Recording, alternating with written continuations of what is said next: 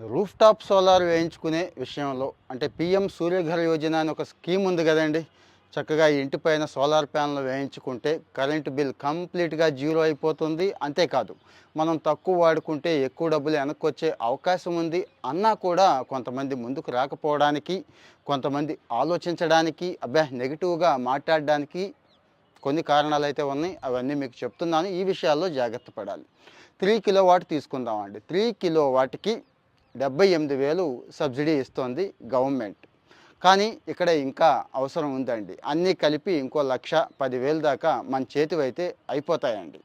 అయితే ఈ 1,10,000లోనే వేస్తున్నారా అంటే చాలా సోలార్ కంపెనీలు, టాటా దగ్గర నుంచి చాలా కంపెనీలు ఇక్కడ ఏజెన్సీలుగా పనిచేస్తాయి.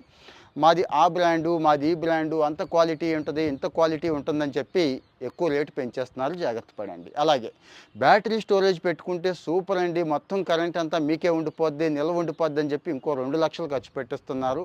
అదో కారణం.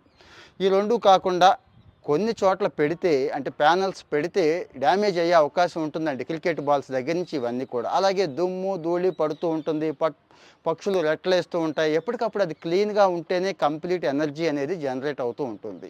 ఈ జాగ్రత్తలు అయితే తీసుకోవాలండి. మరి బ్యాంకులో 2 లక్షలు వేసినా కానీ 1,500 వస్తాయి. కరెంటు బిల్లు ఇంకా ఎక్కువే ఉంది. మీ డౌట్స్ ఏంటో కామెంట్లో చెప్పండి.